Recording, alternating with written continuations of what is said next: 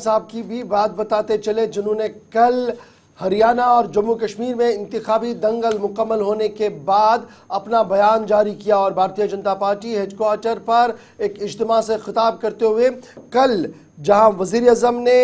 National conference को मुबारकबाद पेश की कि जिस तरीके से उन्होंने कामयाबी के साथ पार्टी को आगे बढ़ाया, वहीं पर भारतीय जनता पार्टी के उन 9 मुंतखबा मेंबरान असेंबली और पार्टी लीडर्स को भी खुशामदीद कहा, खैर मकदम किया, जिन्होंने अनथक मेहनत की। दफा 370 5 अगस्त 2019 के बाद ये पहला बड़ा असेंबली का चुनाव था यूनियन टेरिटरी के अंदर असेंबली के लिए, और इस ज़िमन में जिस तरीके से पुरअमन तरीके से तमाम तर इंतजामात मुकम्मल हुए और तमाम इंतखाबी दंगल मुकम्मल हुई, इस पर वज़ीर आज़म ने जहां अवाम का शुक्रिया अदा किया, उन्हें मुबारकबाद पेश की, वहीं पर वज़ीर दिफा का वज़ीर दाखिला का भी बयान सामने आया और वज़ीर दाखिला ने पुरअमन इंतखाबात पर तमाम जम्मू कश्मीर के लोगों को मुबारकबाद दी और ये साफ कर दिया कि अब की बार जम्मू कश्मीर के लोगों ने ये साबित कर दिया कि वो इंतहा पसंदी, दहशतगर्दी, पथराव और दीगर चीज़ें नहीं चाहते हैं, बल्कि रियासत के अंदर क़याम अमन और अमन से ज़िंदगी गुजारना चाहते हैं। वज़ीर आज़म ने ट्विटर पर भी अपनी सोशल मीडिया साइट एक्स पर भी अपनी बात रखी और साथ साथ रात देर गए बाज़ाब्ता तौर पर बीजेपी हेडक्वार्टर पर आकर तमाम कार्यकर्ताओं और जम्मू कश्मीर के लोगों का शुक्रिया अदा किया। एक ये ट्वीट जिसमें नेशनल कॉन्फ्रेंस को मुबारकबाद दी कि वो सबसे बड़ी पार्टी बनकर उभरे, दूसरा ये ट्वीट जिसमें कहा कि जम्मू कश्मीर के तमाम लोगों का, वोटर्स का, जिनने न सिर्फ नेशनल कॉन्फ्रेंस बल्कि बीजेपी को भी वोट दिया और तारीख में पहली बार 25 से 29 तक पहुंचाने और ये नया आंकड़ा पेश करने में पार्टी कार्यकर्ताओं का, पार्टी वर्कर्स का, उस काडर का जो मुख्तलिफ इलाकों में सरगर्म था, उसका शुक्रिया अदा किया है वज़ीर आज़म की जानिब से। चूंकि वो जानते हैं अब गठबंधन की सरकार बनना तय है, तो इसलिए उमर अब्दुल्ला के लिए भी,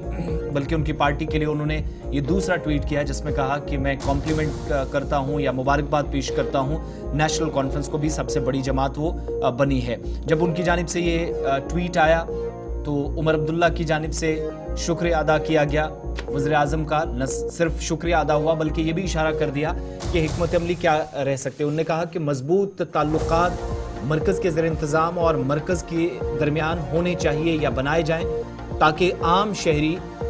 गुड गवर्नेंस और तामीर और तरक्की का जो ख्वाब जिनको हमने दिखाया है वो कम से कम यकीनी और बेहतर हो सके। इसके लिए आपके ताउन की हमें उम्मीद भी है और ज़रूरत भी है। वज़ीर आज़म के ट्वीट के बाद ये इजहार तशक्कुर उस ट्वीट पर जिसमें नेशनल कॉन्फ्रेंस को उन्होंने मुबारकबाद दी थी। इसके अलावा वज़ीर दाखिला अमित शाह का भी एक ट्वीट सामने आया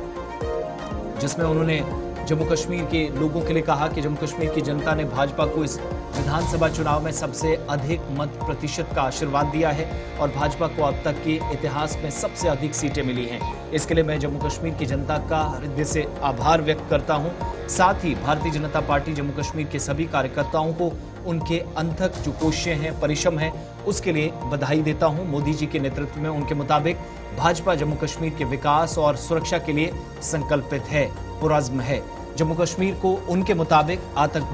मुक्त बनाकर देश के बाकी हिस्सों की तरह विकसित बनाना उनके मुताबिक उनकी प्रायोरिटीज में है और प्राथमिकता भी। तो ये बैक टू बैक ट्वीट्स आए जो आपके सामने हमने मरकज से जम्मू कश्मीर, हरियाणा के अलावा, चूंकि जम्मू कश्मीर पर ज्यादा नजरें थी एज कम्पेयर टू हरियाणा। 10 साल के बाद चुनाव थे, 6 साल के बाद जम्मू कश्मीर को MLAs मिले और 90 के 90 असेंबली हलकों के अंदर MLAs मिल चुके हैं।